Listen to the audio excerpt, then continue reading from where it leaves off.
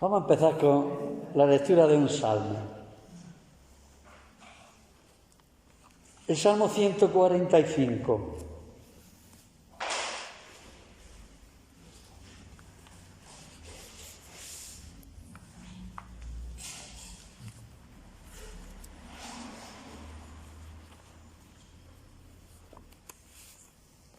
El encabezamiento dice: alabanza por la bondad y el poder de Dios.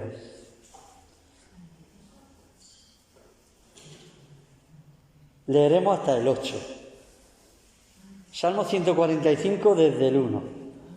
Dice así: te exaltaré, mi Dios, mi Rey, y bendeciré tu nombre eternamente y para siempre. Cada día te bendeciré y alabaré tu nombre eternamente y para siempre. Grande es el Señor y digno de suprema alabanza, y su grandeza es inescrutable. Generación a generación celebrará tus obras y anunciará tus poderosos hechos, en la hermosura de la gloria de tu magnificencia, y en tus hechos maravillosos meditaré. Del poder de tus hechos estupendos hablarán los hombres, y yo publicaré tu grandeza, proclamaré la memoria de tu inmensa bondad y cantarán tu justicia. Clemente y misericordioso es el Señor, lento para la ira y grande en misericordia. Tremendo salmo con el cual podemos esta mañana empezar dando gracias al Señor por su gran poder en nuestras vidas, su gran misericordia, porque mucha gente se cree que su pecado no puede ser perdonado, porque ignoran el poder de Dios. Mucha gente no cree que el Señor le perdone su pecado, porque piensan que es tan grave lo que han hecho que no tienen perdón. En ocasiones hay gente que ve a alguien que comete algo o ve alguna noticia y dice: ese no tiene perdón del Señor. Qué equivocados están, porque el mismo Jesús lo dijo: todo pecado, toda blasfemia, todo lo que el hombre diga contra el Hijo del Hombre será perdonado, pero la blasfemia contra el Espíritu Santo no tendrá perdón. Entonces, nosotros hemos escuchado la palabra del Señor y la creemos. Y sabemos que el Señor perdona nuestros pecados, por muy grandes que sean, por muchos que sean. El Señor en su misericordia nos ha perdonado, nos ha limpiado. ¿Por qué no? Hemos venido esta mañana, como dice el salmista en el 145, a exaltar a nuestro Dios, a nuestro Rey, a cantarle alabanza, a darle gloria, honra, alabanza por todo lo que ha hecho por nosotros, porque se lo merece.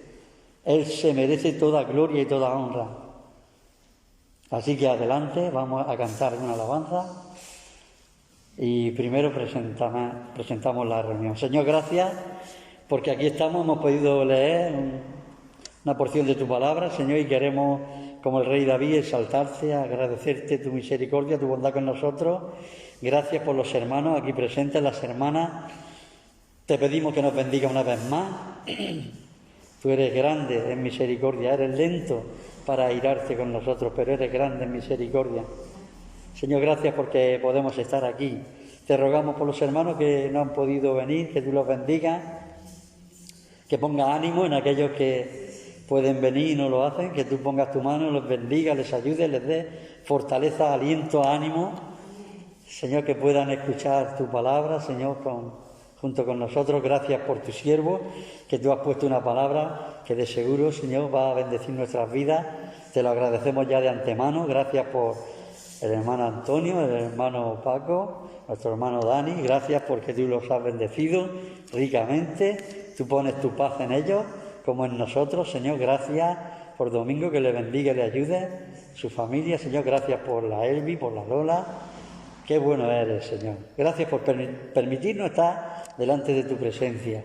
Porque tú has dicho que donde estén dos o tres en tu nombre, y estamos en el nombre de Jesús, y estamos en tu nombre reunidos en torno a tu palabra, para alabarte, para exaltarte, para glorificar tu nombre en esta mañana. Gracias porque podemos participar de los símbolos que tú estableciste, Señor Jesús. Gracias por hacernos partícipes de tu cuerpo, de tu sangre. Muchas gracias, Señor. Que en esta mañana todo lo que hagamos tú lo recibas, Señor, como un perfume para ti, porque lo hacemos para la gloria de tu nombre.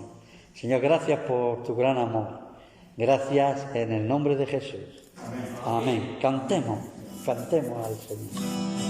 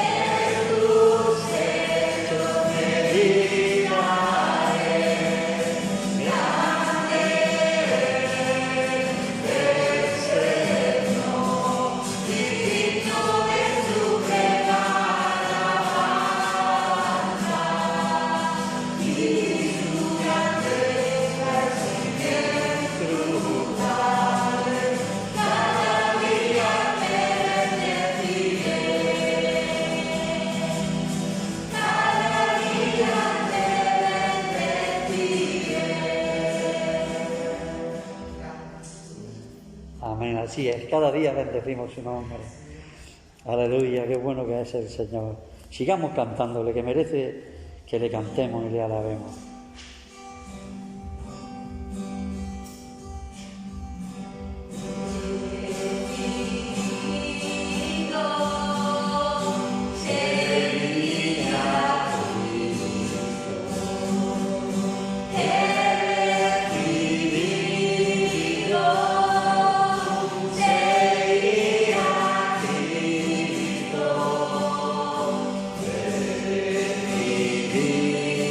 Dios.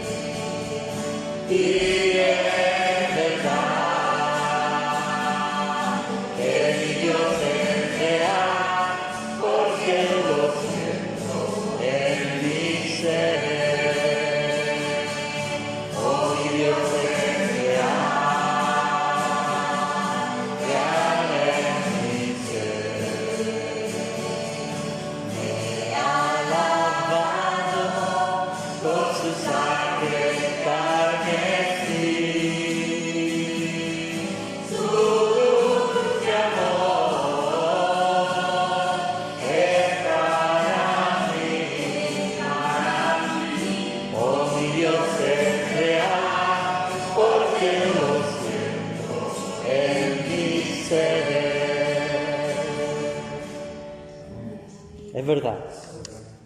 Es verdad que el Señor es real.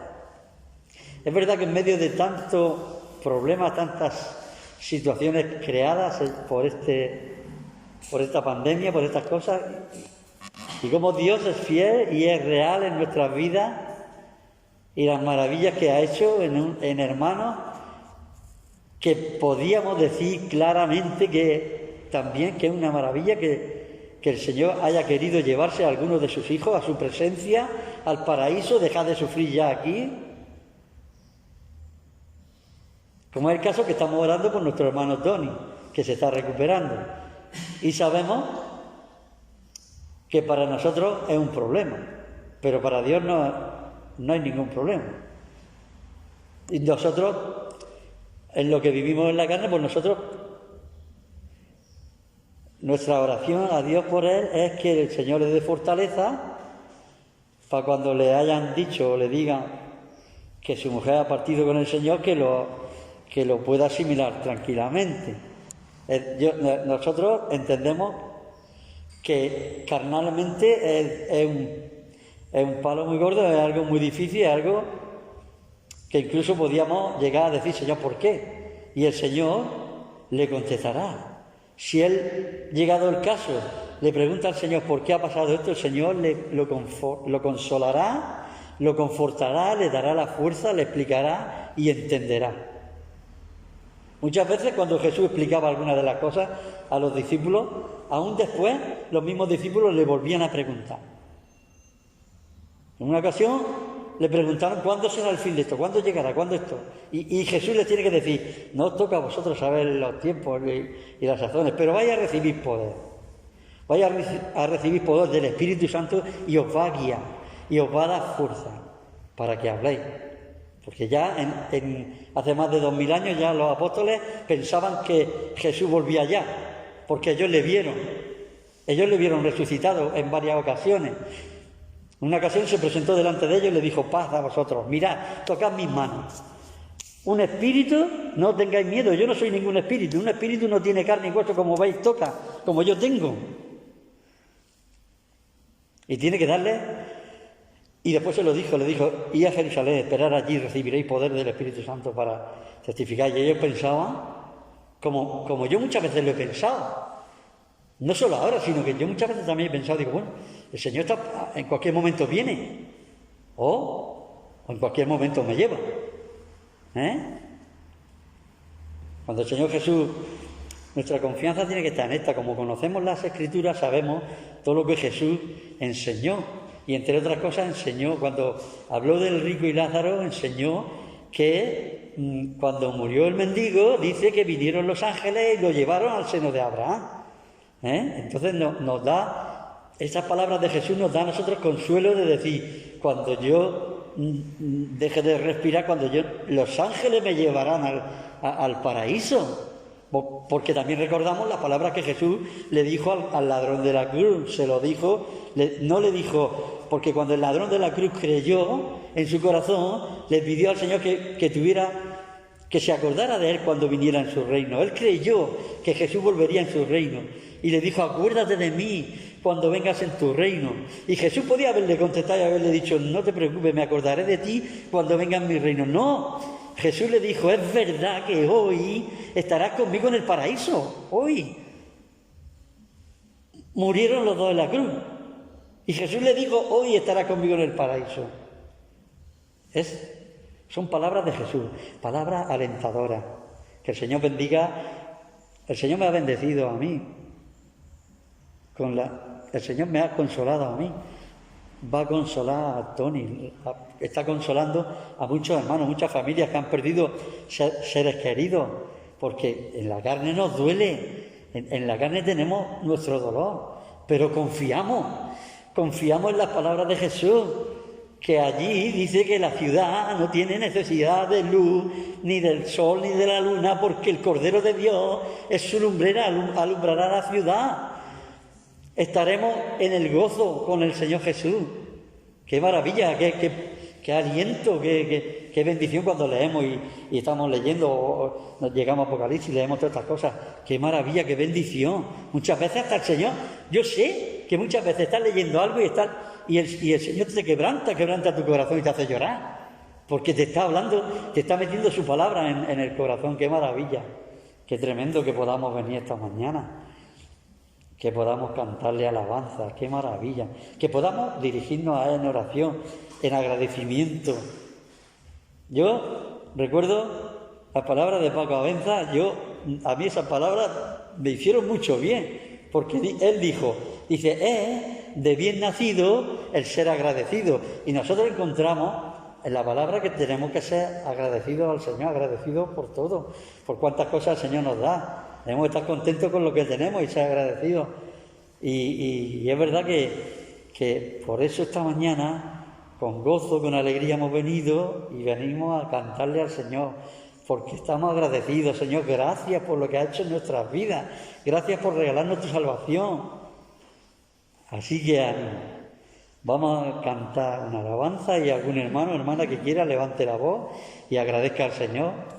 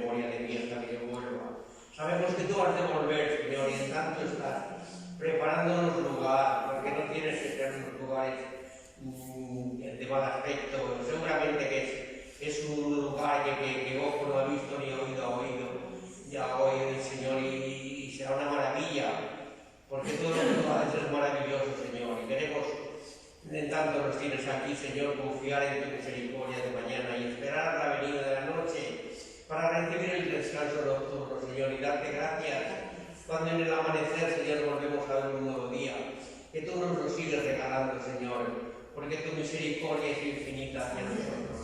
Pues guarda a los hermanos especialmente, Señor, que no han podido venir, o que por pereza tal vez, Señor, o por miedo a esta pandemia, pues ten piedad de ellos, Señor, y toca sus corazones, Señor. Nos gustaría ver la iglesia más llena.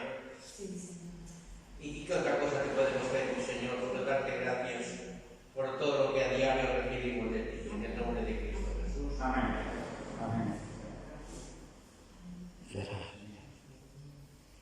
Señor, gracias, Dios mío. Es verdad, Señor, que estamos aquí para agradecer, Señor, tantas cosas que haces con nosotros, Dios mío. Señor, sigo diciendo que es un privilegio el poder estar aquí con mi hermano, gozándonos de tu presencia, Dios mío. Es bueno, Señor, que reunirnos, Señor. Señor, es bueno, Señor, que tú te lleves toda gloria y toda honra, Señor, de nuestras palabras, de nuestras acciones, Señor. Gracias, Dios mío. No tengo palabras, Señor, para decirte lo mucho que te queremos, Señor, y lo mucho, Señor, que te necesitamos también, Dios mío. No podemos vivir sin ti, Señor. Tú eres nuestra razón, tú eres el significado de nuestra vida, Señor. No queremos dar un paso si tú no estás con nosotros. No queremos tomar una decisión si tú no estás ahí, Dios mío. Queremos hacerlo todo, Señor, en tu nombre. Todo para ti, todo para tu gloria, todo para tu honra, Señor. Gracias, Señor, por estos momentos, Señor. Anima, fortalece, restaura, sana, Señor. Levanta, Dios mío, al caído, al desanimado, al enfermo. Ayúdalo, Señor. Señor, que esta iglesia esté viva, que esta iglesia esté fuerte, que esta iglesia camine junto a ti, Señor. Que esta iglesia pueda cumplir ese propósito, Señor, que tú tienes para esta congregación, Dios mío. Señor, gracias, porque lo hará, Señor, en el nombre de Jesús. Amén. Amén. Amén.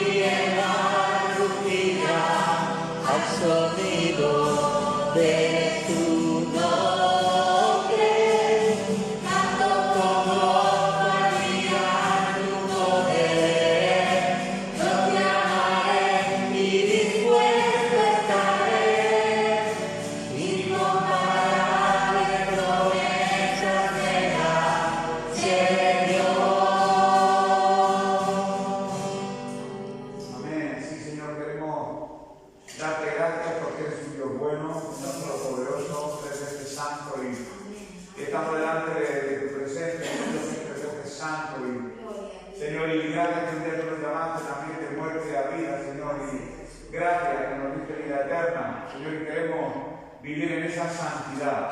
Señor, queremos parecernos cada día más a ti, por eso queremos no solamente ser oidores olvidadizos de tu palabra, sino hacedores de tu palabra. Y queremos, Señor, estar atentos a lo que tú tienes para cada uno de nosotros y queremos hacer tu voluntad por encima de las dificultades, por encima de los problemas, de la apatía, de la pasividad que quizás nos rodea tantas y tantas veces. Señor, y queremos que tú levantes, Señor, al caído, Señor, que pueda traer motivación a los motivados, que pueda traer, Señor, actividad que está pasivo, Señor, que tú puedas multiplicar la fuerza del que no tiene ninguna.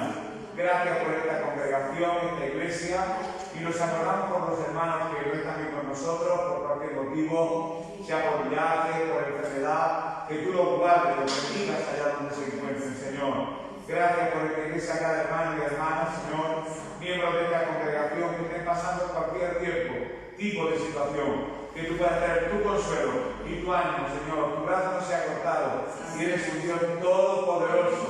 Gracias, Señor, por tus atributos. Gracias por tu amor, tu justicia, tu bondad, tu misericordia.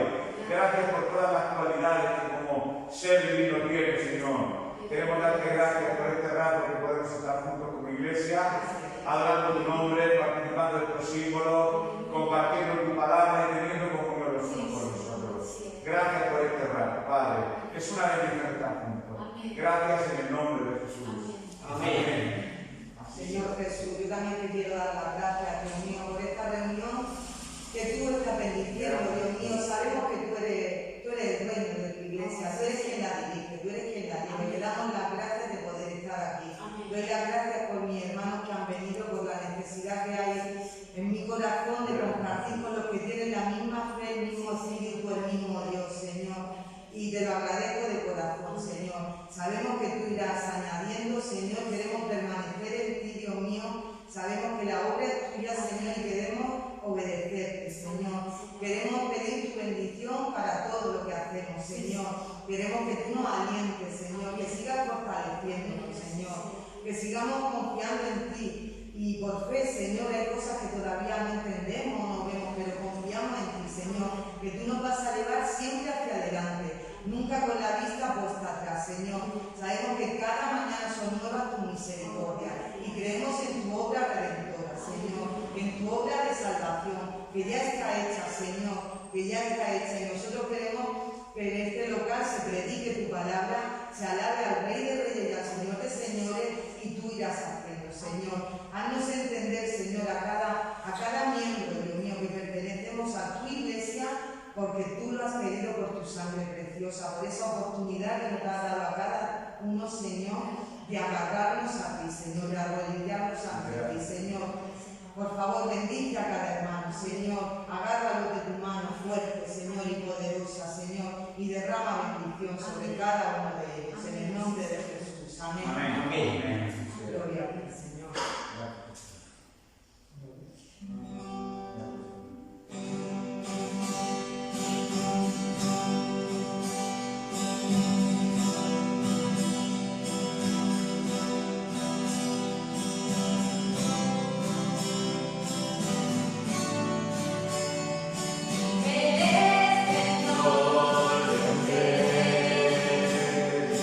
Vestido en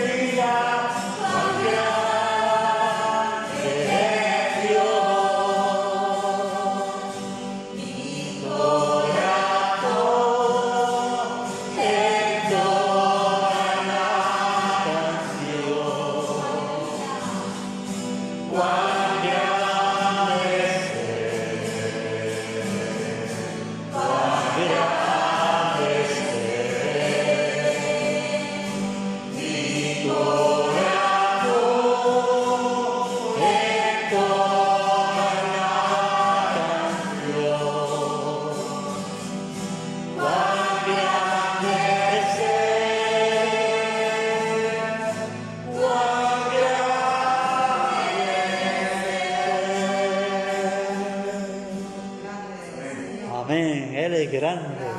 Él es digno de recibir nuestra alabanza y nuestra adoración. Aleluya. ¿Cómo no vamos a recordar lo que el Señor enseñó a sus discípulos y que sus discípulos nos enseñaron a nosotros y que nosotros enseñamos a otros? Y es la institución de la Cena del Señor.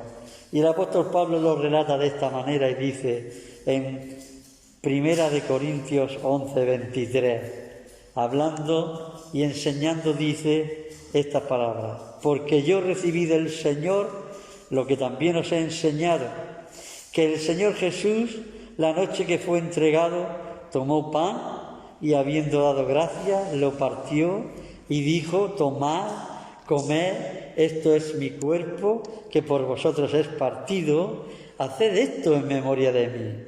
Asimismo tomó también la copa después de haber cenado, diciendo: esta copa es el nuevo pacto en mi sangre, haced esto todas las veces que la bebiereis en memoria de mí. Así pues, todas las veces que comiereis este pan y bebiereis esta copa, la muerte del Señor anunciáis hasta que Él venga. Y así lo vamos a hacer. Voy a orar por el pan y por el vino y os lo voy a repartir. Señor, te damos gracias una vez más por hacernos dignos y partícipes de tu cuerpo, de tu sangre. Muchas gracias, porque tú eres bueno y tu misericordia es para siempre. Te rogamos que nos hagas dignos. Nos reconocemos indignos delante de ti, pero tú eres el que lo ha hecho posible por nosotros. El sacrificio que hiciste en la cruz es efectivo y nos ha alcanzado a nosotros. Muchas gracias, Señor, gracias por estos símbolos. En el nombre de Jesús. Amén. Bien, pues en esta mañana vamos a compartir algo de la palabra. Ya hemos tenido el privilegio pues de adorarle, de acercarnos a su mesa, recordar su muerte, cómo Jesús derramó su sangre y dio su vida por cada uno de nosotros, y por su Espíritu tenemos su palabra, y en esta mañana vamos a meditar simplemente pues algo breve de esta palabra. Yo lo he titulado, bueno, más que titularlo, como está basado en la mayoría en el libro de Santiago, en lo de la fe, ese famoso dilema que siempre entre católicos y evangélicos se ha hablado tanto: las obras, la fe, las obras, pero no voy a hacer un batiburrillo, al contrario, aclararlo a la luz de las Escrituras es una cosa tan sencilla, pero que a veces nos complicamos. Quizá cuando hablamos, por ejemplo, de obra social, pues pensamos que la obra social pues tiene que ser paralelo a la Iglesia. La obra social es labor también de la Iglesia. La fe sin obras como algo muerto. Vamos a leer algunos textos simplemente y a compartir. No quiero alargarme mucho, sino lo suficiente como para dejar estos textos claros que quizá han podido traer confusión a lo largo de los siglos. De hecho, algo que presenté hace un par de veranos en Murcia con respecto a la teología era ¿por qué la obra social? Confronté un poco la obra social entre la Iglesia católica y la Iglesia evangélica. ¿Por qué la Iglesia evangélica tiene menos obra social que la obra católica? De hecho, al papá de Paco le pedí un libro y me dio sobre la obra social, dentro que lo utilicé para ese trabajo. Y claro, yo llegué a mis conclusiones y dije, bueno, pues si el católico quizá piensa que por obras puede salvarse, pues quizá por eso pues ha elaborado tanto ministerios de, pues no sé, de ayuda, bueno, Cáritas quizás sea la organización más grande, ayuda social a ancianos, a niños y demás, porque quizá creen que forman parte de su teología y que con estas obras pueden alcanzar el cielo. Pero el pueblo evangélico, el pueblo cristiano, el pueblo protestante, como queramos llamarle, ¿por qué hace obras? Si sabe que con las obras no va a alcanzar el cielo, ¿para qué tenemos que hacer obras? Bueno, pues porque la palabra de Dios lo dice, que es lógico que un manzano de manzanas y que un peral de pera. Entonces es lógico que si estamos cimentados en Cristo, pues nuestra naturaleza cristiana pues dé fruto. Efesios 2:8 dice: todos lo sabemos porque por gracia sois salvos por medio de la fe. Y este es el texto que casi siempre blandimos y utilizamos para defendernos. Porque por gracia, como regalo inmerecido, sois salvos por medio de la fe. Y esto no de vosotros. No es que nosotros tengamos ningún mérito. Bueno, como fulanito tiene tantos méritos y ha hecho tantas cosas, lo voy a salvar. pues es don de Dios, no por obras, para que nadie se gloríe. Claro, con los textos podemos jugar como queramos, decimos, qué bien, solamente creyendo y no haciendo nada, ya soy salvo. Romanos 3:28 dice lo siguiente: concluimos pues que el hombre es justificado por fe sin las obras de la ley. Eso dice Romanos. Por lo tanto, si simplemente nos quedáramos con estos dos versículos, es cierto que la palabra dice que somos salvos por medio de la fe en la obra expiatoria de Cristo en la cruz del Calvario. Dice, sin las obras de la ley. No hace falta hacer nada para conseguir el cielo. De hecho, cuando hacemos la comparativa tantas veces repetida desde aquí por tantos predicadores, que la salvación no es ningún esfuerzo que hace el hombre por llegar a Dios. La salvación es el esfuerzo que hizo Dios por humanarse, encarnarse y darse por cada uno de nosotros. Es de arriba hacia abajo, Él bajó a la tierra, Él se humanó. Nosotros creímos en su sacrificio y, por lo tanto, fuimos salvos. No tuvimos que hacer ninguna serie de obras, pero, lógicamente, después está la contrapartida de otros textos. Si uno dice, bueno, ¿es con obra, es sin obra? ¿Esto cómo es? No es tan complejo, de verdad, que es muy sencillo. Las condiciones para la salvación, o cuando se predica el Evangelio, lo podemos predicar aquí en la congregación, si hay alguna persona que quizá nunca ha oído el Evangelio, a un compañero de trabajo, a un amigo, a una amiga, no sé, a cualquier persona con la que nos relacionemos, un vecino. Lógicamente podemos dar testimonio de lo que es la fe cristiana. Pues la salvación se recibe a través del arrepentimiento para con Dios y la fe en el Señor Jesucristo. Entonces es cuando el hombre, eso lo hemos predicado muchas veces, se convierte en hijo y heredero de Dios, según la esperanza de vida eterna, y dice la palabra, por el lavamiento de la regeneración, volver a hacer nuevas todas las cosas, la renovación del Espíritu Santo en mayúscula, y la justificación por la gracia a través de la fe. Es un don. La palabra gracia quiere decir un regalo inmerecido, pero por medio de la fe, el acto de creer. Y hay muchos textos al respecto. Lógicamente, la fe en Cristo tiene que tener una evidencia. Hay algo que trato últimamente mucho con los chicos y es que de teoría todo el mundo sabe mucho, pero la práctica dice que has entendido la teoría. Si no hay prácticas, que parece ser que no hemos entendido la teoría. Yo a muchos jóvenes les digo, ¿has entendido? Sí. Pues ahora tú tienes que ponerte a solas y practicar 3 horas este ejercicio. Y eso no lo llevan a cabo. Mi hijo, ahora que está en plan deportivo, me da muchas instrucciones para que yo pueda adelgazar conforme al gimnasio. Yo la teoría me la sé de memoria, pero tengo que subirme encima de la cinta, si no, no adelgazo un gramo. Por lo tanto, está bien, tenemos fe, hemos creído en Cristo, pero en algo se tiene que manifestar, de que damos frutos dignos de arrepentimiento. Si somos perales, el que se acerca a nosotros tiene que poder comer peras. Y si somos manzanos, si somos árboles plantados junto a corrientes de agua, que da su fruto a su tiempo y su hoja no cae, se tiene que manifestar de alguna manera. Y eso lo he llamado evidencia de la salvación. ¿Cuál es la evidencia interna? Pues la interna es lo que hemos leído tantas veces en Romanos 8:16. Eso que dice, el Espíritu, con mayúscula, da testimonio a nuestro espíritu, con minúscula, de que somos hijos de Dios. El Espíritu Santo nos da testimonio de forma interna de que somos hijos de Dios. Pero tiene que haber otra evidencia.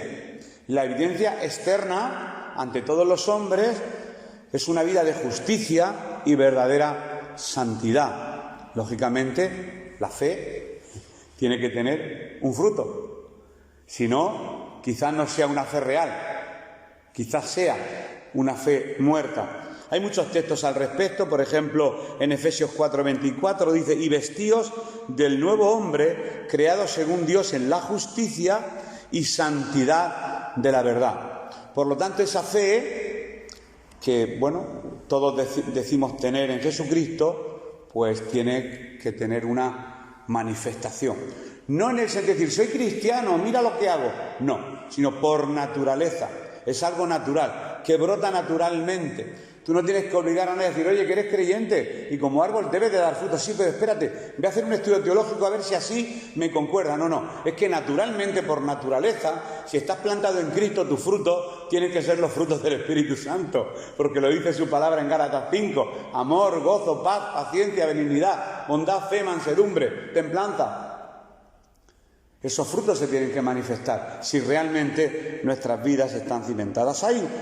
Un señor, no tuve el privilegio de conocerle, pero Guillermo Booth, porque murió antes de que yo naciera, pero muchos seguidores. Yo cuando conocí el Ejército de Salvación en Madrid me gustó bastante. Guillermo Booth es bien conocido porque, no sé si lo habéis visto en las películas, el Ejército de Salvación, que van como tocando música por la calle y predicando y cogen a la gente necesitada, la meten en comedores sociales.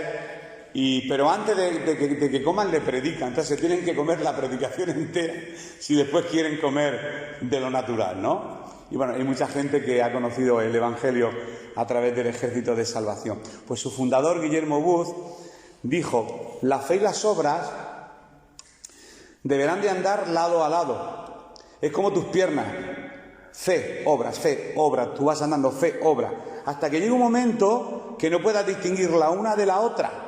Esto lo dijo un hombre, lo dijo Guillermo Booth en un libro llamado Mensaje a Soldados. Bueno, yo más o menos conozco un poquito el intríngulis del Ejército de Salvación y está bien. Está bien, es una organización de ayuda social, no es otra cosa. Lógicamente nadie de los que estamos aquí o ninguno de los que estamos aquí hemos declarado o nos han declarado justos por los méritos que hemos hecho, lógicamente. Pero es igualmente cierto que sin acciones que confirmen esa fe, nuestra relación con Dios sigue siendo inmadura e indemostrable a la vista de los demás. Santiago 2:18 dice, pero alguno dirá, tú tienes fe y yo tengo obra, muéstrame tu fe sin tus obras y yo te mostraré mi fe por mis obras. Y ahí empieza el juego de palabras, digamos como el misterio, que yo siempre que oía eso lo dejaba un poco de lado, porque cuando conocí a Cristo me hablan mucho de este tema por haber salido de la Iglesia Católica y demás, y fue un tema que aparqué, pero que creo que como creyentes tenemos que conocerlo. Se encuentra en Santiago y tenemos que conocer este texto. Bien, Santiago capítulo 2 versículo 14, 15, 16 dice, hermanos míos, ¿de qué aprovechará si alguno dice que tiene fe y no tiene obras? ¿Podrá la fe salvarle? Parece una contradicción de lo que hemos leído antes. Dice que la fe sí salva. Pero aquí dice, ¿de qué aprovechará si alguno dice que tiene fe y no tiene obras? ¿Podrá la fe salvarle? Y si un hermano o una hermana están desnudos y tienen necesidad del mantenimiento de cada día, y alguno de vosotros les dice, id en paz, calentaos y saciaos, pero no les dais las cosas que son necesarias para el cuerpo, ¿de qué aprovecha? Así también la fe, si no tiene obras, es muerta en sí misma. Pero alguno dirá, tú tienes fe y yo tengo obras. Muéstrame tu fe sin tus obras y yo te mostraré mi fe por mis obras. ¿Tú crees que Dios es uno? Bien hace. También los demonios creen y tiemblan. Mas, ¿quieres saber, hombre vano, que la fe sin obras es muerta?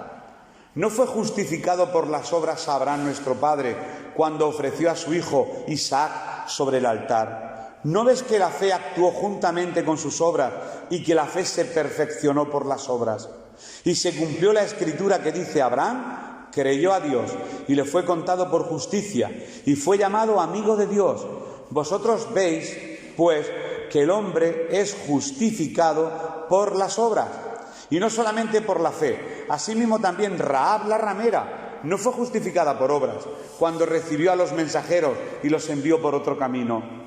Apártese del mal y haga el bien, busque la paz y sígala, porque como el cuerpo sin espíritu está muerto, así también la fe sin obras está muerta. Y aquí ya parece ser de que todo esto que hemos leído en Santiago contradice los dos primeros versículos, y más que contradecirlo simplemente lo complementan. Con esta sencilla y breve explicación que voy a intentar dar en esta mañana. En el versículo 14 hemos leído, hermanos míos, ¿de qué aprovecha si alguno dice dice con su boca que tiene fe y no tiene obras, ¿podrá la fe salvarle? Dice tener fe pero no obras, ¿podrá la fe salvarle? Si alguno dice, Santiago, aquí en esto que hemos leído, no está afirmando que la persona tenga fe, sino que la persona dice tener fe. Y entonces surgen dos cosas, porque cualquiera puede decir, yo tengo fe, yo he creído. Yo conozco gente que me ha dicho, yo tengo fe, yo creo en el Señor. Y después pues les veo rezando el rosario. Eso lo he visto. Yo creo en Cristo. Y después rezan el rosario. No sé, entonces ahí eso me confunde un poco. A mí me confunde mucho. Creo en Cristo, me decía ayer un profesor de religión. Creo con todo mi corazón que murió por mí. Y entonces se va y dice, Ave María Purísima. Y no le respondí porque me dio esta vergüenza que me dijera Ave María Purísima en el aula. Me dijo Ave María Purísima. Buscándome, claro, me estaba buscando la lengua. Pero no, casi me pilla porque yo me dejo caer rápidamente a la provocación. Pero en ese caso digo, no lo vas a lograr. Oye, Domingo, mira la oración de la Virgen del Camino y la oración y me vuelve un poco así tarumba. Pero él confiesa, él dice que tiene fe. Pues mira, surgen dos puntos. Uno, puede que en realidad no tenga fe, aunque afirme tenerla. Tú puedes decirlo, pero realmente esa fe, como regalo, como don de Dios, esa fe genuina, auténtica, a lo mejor no está dentro, no hay el espíritu que está confirmando a tu espíritu que eres un hijo de Dios. A lo mejor simplemente es una fe, pues una fe intelectual, una fe, es decir, creo, o heredada, o una fe, bueno, pues porque todo el mundo lo dice, pues yo también entro en el grupo y lo digo, tengo fe, lo digo. Y puede afirmar cuanto quiera que tiene fe, pero sin obras, ¿de qué le aprovecha? ¿De qué le sirve? ¿Podrá esa fe que dice tener salvarle?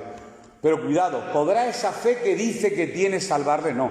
Esa fe que dice no. La fe que salva es la fe como don, como regalo de Dios, que es la genuina, la natural, cuando uno nace de nuevo, cuando uno es regenerado, que no tienes que esforzarte por nada, porque un limonero no dice, me voy a esforzar por echar limones, 1, 2 y 3, ¡ahí va! No, si es que ella por naturaleza debe de darlo, no tiene que hacer ningún esfuerzo para producir obras. Y si tenemos la naturaleza de Cristo, si estamos cimentados en Cristo y le hemos recibido, esa fe produce obras de por sí. La fe produce obras. Ahora, que las obras produzcan fe ya es más difícil, porque Che Guevara tenía muy buenas obras para con el pueblo, pero si tenía que coger el fusil para matar, mataba. Esas obras que hacía tan buenas para el pueblo quizá no le valían a la hora de la verdad, porque el fin no justifica los medios, y el fin justificaba los medios de él porque tenía que matar a gente. Bueno, eso es lo que él creía. Según MacArthur, dice, en el trozo de texto que hemos leído, dice, si alguno dice, pero no tiene obras, el no tiene no está diciendo no tiene, el no tiene se le llama presente continuo, no es una clase de lengua. No tiene obras, que decir que en su vida diaria, en su vida cotidiana, a lo largo de los años como evangélico, pues parece de que siempre que vamos al limonero no hay limones, algo falla, o no un limonero, o parece un limonero, o es un árbol de Navidad. Aquí falla algo, no puede ser, pero no tiene obras. Pues según MacArthur dice que la forma de ese verbo describe a alguien que carece todo el tiempo, de cualquier evidencia externa de la fe que él dice tener internamente. En algún momento de tu vida se tiene que manifestar esa fe interna. Y cuando hablo de obras no estoy hablando, quizá como los que venimos de un entorno muy católico, por obras entendemos otras cosas, dar limosna, que no está mal, ayudar a cruzar Cuando yo era pequeñito me decía, te tienes que ayudar a la gente mayor cuando no existían los semáforos a cruzar la carretera y tienes que visitar a los enfermos. Está bien, si todo eso lo hacemos como cristianos. Seguimos. Nos queda bien poquito. Dice William MacDonald, otro creyente del Ejército de Salvación, dice, comentando, he buscado a 2 o 3 comentaristas de este texto que parece que es tan polémico y aún dentro del pueblo evangélico. No, solamente con la fe te salvas, sí, con la fe real. Porque esa fe real produce sola por sí misma, por naturaleza. Pero si hay una fe que no produce obra, habría que analizar qué tipo de fe es la que uno tiene. Claro. William MacDonald, Santiago no dice de qué sirve que un hombre tenga fe. Lo que sí dice, de qué sirve que alguien diga que tiene fe. No se trata de que un hombre tenga realmente fe, pero que no esté verdaderamente salvado. Lo he copiado para puntualizarlo. Santiago está describiendo al hombre que no tiene más que una profesión de fe. Dice que tiene fe, pero no hay nada en su vida que lo demuestre. Dice, claro, no podemos andar, esto no se está compartiendo en esta mañana, ni mucho menos para ir señalando a nadie. Eso solamente lo sabe el Señor y la persona, a nadie. Simplemente para que conozcamos lo que la palabra dice al respecto. Hay una Biblia, una traducción que tienen muchos, que es la Biblia del Diario Vivir. Dice que esta clase de fe sin obras es una fe intelectual, que acepta las verdades cristianas o bíblicas, pero que no tiene poder para transformar la verdad intelectual. Porque parece ser que no, pero además vamos a ver, que vayamos entendiendo un poquito. El ser humano es cuerpo, alma y espíritu, según 1 de Tesalonicenses 5. Y en el alma se encuentran las emociones, el intelecto y la voluntad. Y quizá algunos de nosotros hemos sido algo emocionales y hemos necesitado sentir una emoción para confirmar o reafirmar nuestra fe. Pero otros han necesitado lo intelectual y solo quieren predicadores bien formados y bien intelectuales y bien duchos. Pues Pedro creo que estudió en la Universidad de Santepesco a la Sardina y entonces él, en su primer discurso se convirtieron en 3.000 de golpe. Entonces quizá a lo mejor apelamos a algo que no tenemos que ir apelando. Y no está mal que uno esté formado, que esté preparado, sin lugar a dudas que no. Pero por esa regla de 3, creo que en el primer siglo muchos de los que predicaron no tenían formación, pero sí tenían la llenura del Espíritu Santo y tenían todo el poder y toda la fuerza para proclamar que Cristo había resucitado entre los muertos y el Espíritu hacía su obra y mucha gente se convertía al Evangelio. Pero ese sería otro tema muy delicado, el cual no quiero tocar. La Biblia del Diario Vivir afirma que esta clase de fe es una fe intelectual. ¿Qué quiere decir la palabra obras? La palabra obras quiere decir trabajar. En griego ergón. No furgón, ergón. Trabajo, laborar, como esfuerzo, ocupación, acción, hacer. Por eso el libro de los Hechos se llama Los Hechos. Si no hubiera sido los dichos, o el estudio, o la homilética, o la hermenéutica, y la ética, y todas las éticas que hemos estudiado en los seminarios, que están bien. Pero como el Espíritu Santo no está en tu vida, como no obre a través de tu vida, todo lo intelectual puede quedarse ahí, en el intelecto. Fe. La fe en griego, pistis, persuasión, credibilidad, moralmente, convicción, fidelidad, fiel, gracia, todas estas cosas quiere decir fe. Y salvarse, salvar, librar, proteger, etc. Mirad, la pregunta de Santiago, para no liar más la madeja, porque este es un tema que la gente siempre elude, porque parece que se lía la madeja. Y yo lo que intento en esta mañana es justo lo contrario, es desenrollar la madeja, y creo que se ha entendido desde el principio. Hay un escritor que dice sobre este texto: ¿podrá la fe salvarle? Debe leerse así: ¿podrá esa clase de fe que dice que tiene salvarle? Esa clase de fe que dice que tiene, ¿podrá salvarle? Es lo que está diciendo Santiago, no que esa fe no le va a salvar. En referencia a la primera frase del versículo. ¿De qué le sirve a uno decir que tiene fe si no lo demuestra con sus acciones? ¿Puede esa clase de fe salvar a alguien? Pues ahora daremos la respuesta. Todos sabemos que la fe salva.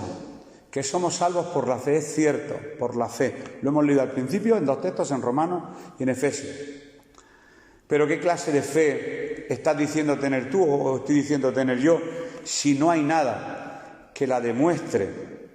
Si no va acompañada de acciones hacia Dios y hacia el prójimo. Si no hay una evidencia de esa fe que decimos tener, ahí tendríamos que preguntarnos nosotros a nosotros mismos. Así que, teniendo en cuenta lo hasta aquí dicho, vamos a hacer un breve resumen para aclarar y no liar. Lo que Santiago está preguntando en este texto aparentemente contradictorio es lo siguiente. Tú dices tener fe, la confianza, la convicción de que eres salvo. tú dices, de que has sido librado del castigo eterno, del pecado, pero no tienes obras. No hay acciones que lo demuestren, no hay un hacer, actos.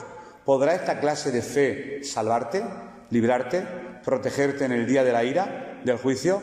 El tipo de pregunta que hace Santiago solo tiene una respuesta: no. Esa clase de fe no. Si la fe que dices tener no va acompañada de obras, ¿qué tipo de fe tienes o qué tipo de fe tengo? Un pecador se salva por la fe, lo hemos leído, sin obras. Efesios 2:8, porque por gracia, tenemos que aprender todos los textos, porque por gracia sois salvos por medio de la fe. Y esto no es un don vuestro, mérito vuestro, sino es un don de Dios.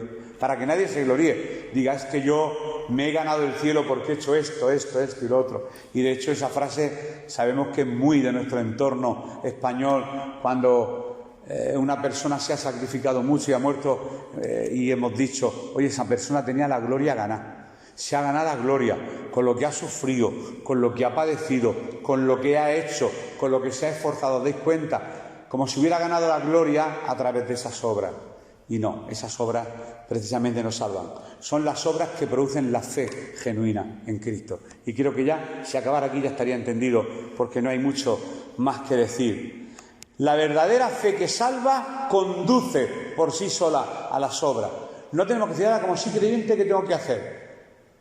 Pues ahora tengo que hacer buenas obras. Oye, me das una lista, a ver, primero tengo que hacer, que tengo que visitar, que tengo que hacer. No, es que eso va intrínseco, es que eso va en el paquete de la fe, va incluido, es algo que va unido a. Es lógico, es normal que un creyente que ha depositado su fe en Jesucristo, el ser humano que ha sido hecho a imagen y semejanza de Dios y que ha creído en Cristo y que tiene que ser semejante a Él y tenemos que imitarle a Él, pues que lógicamente llevemos a cabo obras como Cristo las llevó.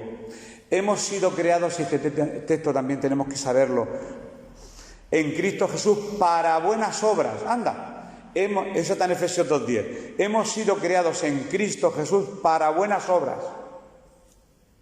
Obras que Dios mismo ha preparado de antemano para que andemos en ellas. O sea, hemos sido creados, dice la palabra de Dios, en Cristo Jesús para. Para es una conjunción de finalidad, con un fin, para buenas obras. Porque esa fe en este Cristo, lógicamente, tiene que dejarse notar, se tiene que dejar ver en buenas acciones. Una fe sin obras es una fe muerta. Y si un hermano o una hermana están desnudos y tienen necesidad del mantenimiento de cada día, le decimos a la Cruz Roja. O lo mandamos a Santa Teresa. ¿Dónde lo mandamos? Un hermano. Lo mandamos a un centro. Sí, eso estaría bien, que también son hermanos nuestros en la fe. Y tienen necesidad del mantenimiento de cada día. Puede ocurrir. Damos gracias al Señor que quizá a lo mejor en nuestra iglesia o no lo hay o no lo sabemos. Y a alguno de vosotros le dice, id en paz, calentaos y saciaos, pero no le dais las cosas que son necesarias para el cuerpo, ¿de que aprovecha? Así también la fe, si no tiene obras, es muerta en sí misma. La palabra muerte, todo está relacionado con la medicina. Necros, cuando dice necrosis, la necrosis es cuando un tejido muere. Lo sé por Encarna, que se lo habré oído mil veces. Hay dos clases de muerte para el griego, el necros y el thanatos. De ahí viene la palabra tanatorio. Thanatos es un muerto ya muerto. Y necros es algo que está, completamente, cuando un tejido está necrótico, es que está casi muerto, pero con seguridad de que va a morir. Entonces, esa fe de la que está hablando Santiago en su original está diciendo, vuestra fe es necros. Literalmente le está diciendo, no sirve para nada. No hay ni una célula muerta. Necros quiere decir cadáver, muerte es lo que está diciendo. El mismo verbo que se usa cuando Ananías y Zafira fueron muertos, el mismo verbo. Murieron, necrosis, tanto para Ananías como Zafira. Muertos, sin vida, sin acción, sin movimiento. Cuando el hijo de la viuda de Naín muere, según Lucas 7:11, también el escritor utiliza este verbo, el mismo que cuando habla de la fe sin obras es muerta. El mismo para hablar de un muerto físicamente, el hijo de la viuda de Naín que tantas veces hemos leído, y así tantos y tantos. Así que para terminar, decir que según lo visto hasta ahora, Santiago está declarando, inspirado por el Espíritu Santo, uno, ¿de qué me sirve? Yo me pongo yo. ¿De qué me sirve decir yo con mi boca que tengo fe? ¿De qué me va a aprovechar decir que tengo fe si mi fe no va acompañada de obras? ¿Qué clase de fe es esa que tengo? Sin duda, Santiago me diría que no es la fe que salva. Esa fe, si no produce obras, esa fe no salva. Y segundo, Santiago está declarando que esa fe que dices tener sin obras, sin acciones, sin actos, es una fe necros, cadáver, sin vida, sin posibilidad de hacer o producir nada, ni para el que la tiene, ni para nadie. La Reina Valera del 60 dice, está muerta en sí misma. Y hay mucho más, pero en esta mañana no quiero continuar, simplemente lo vamos a dejar aquí. Hay un texto que hemos mal usado muchas veces, el versículo 19 de Santiago. Dice, ¿tú crees que Dios es uno? Bien hace. También los demonios creen y tiemblan. Pero ahí está hablando eso, de las personas que de boquilla dicen, tengo fe. Pero por tener fe, los mismos demonios, si a un demonio, un ángel caído le preguntara, ¿crees en Cristo? No van a creer en Cristo. Si cuando Dios hizo los millones de seres angelicales, querubines, serafines, ángeles, arcángeles, ángeles de las naciones, cuando los hizo, convivían con la Trinidad, Padre, Hijo y Espíritu Santo. Por eso los demonios conocían a Jesús.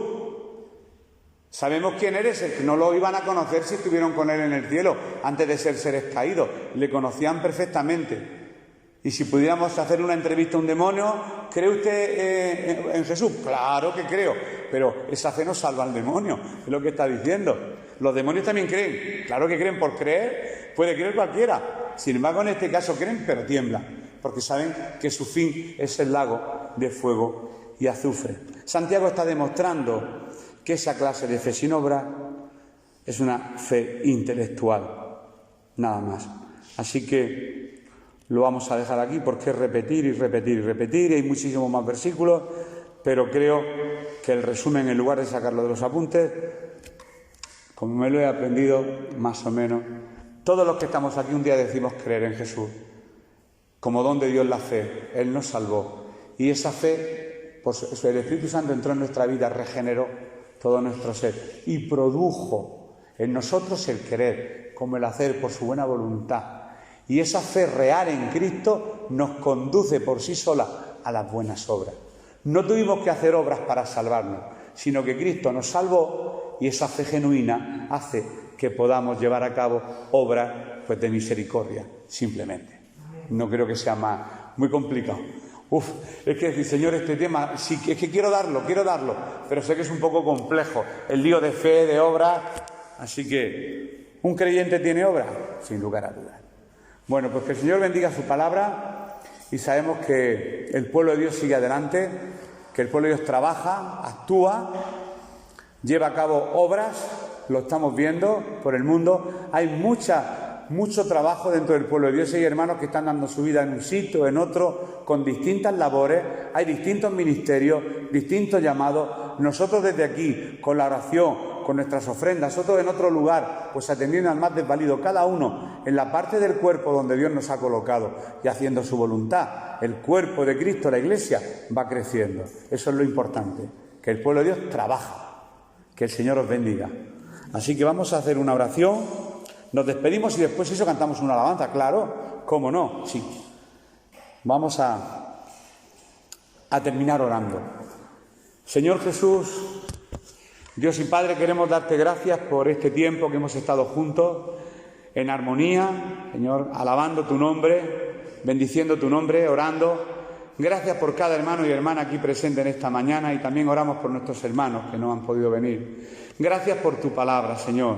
Gracias por esa fe que un día tú depositaste en nuestras vidas, y gracias que nos llevaste al arrepentimiento y pudimos conocerte. Y gracias por tu Espíritu Santo que trajo una renovación, una regeneración a nuestras vidas.